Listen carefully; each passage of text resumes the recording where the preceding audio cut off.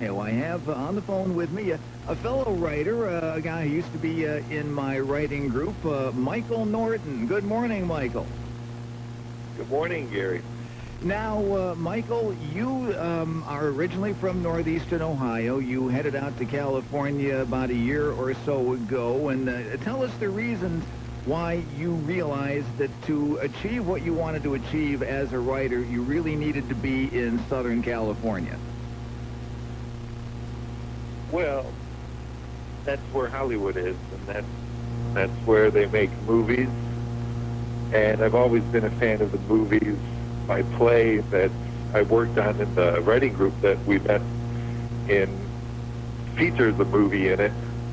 It's about a guy making a movie.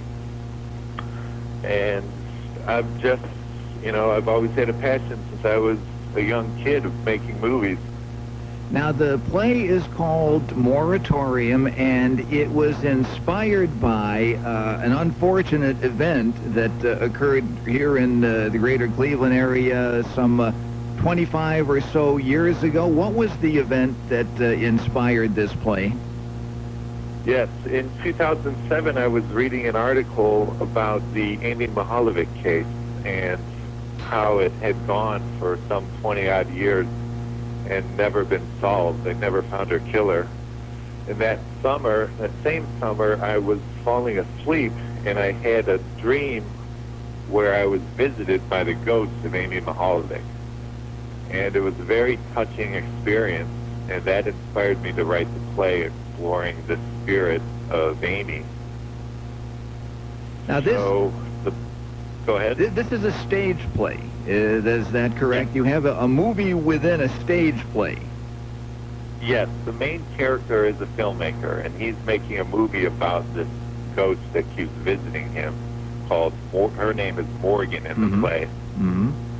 And Lillian Goldberg, she's my co-writer on the play, and she's helped hone it down and get rid of all the confusion, because I write in a very chaotic style, but she's kind of leveled it off, and it's really an act of defiance, because what I'm doing with the play is trying to bring justice to the case where there was no justice in reality.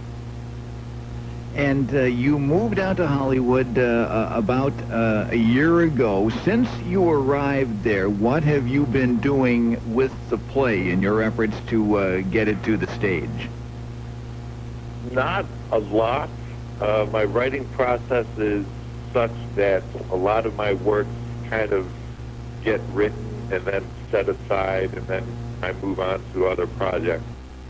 I have been working for a talent and literary agency down in Venice, California, where I've met a number of writers and made a lot of contacts with film production companies and literary agents.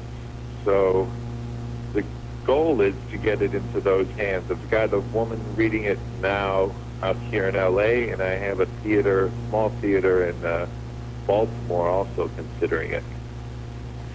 And of all places, on the other side of it. Well, yeah, you're on both coasts, aren't you? Yeah. And I understand how writing can be a chaotic experience. I mean, we sit down, we put down whatever thoughts we have on whatever subject it may be. That's just the way writers work, which is why there are editors to bring some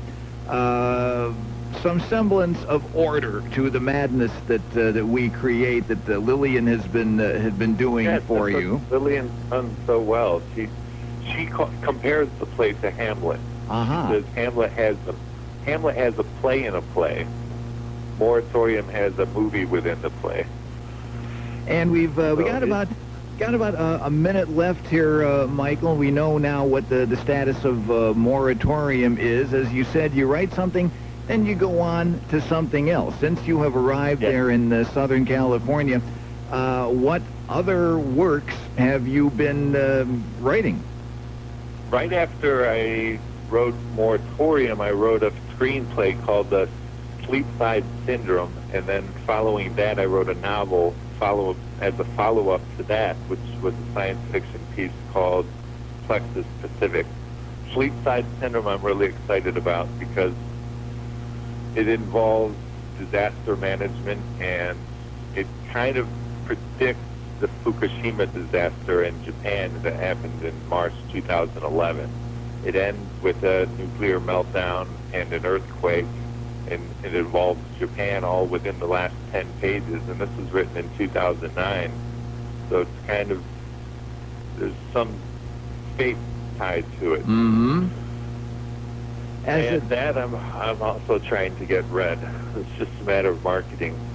Yeah, boy, don't all writers know that, the struggle to get our material read, so hopefully the general public will eventually become aware of it, to be able to see it or read it, whatever the medium happens to be.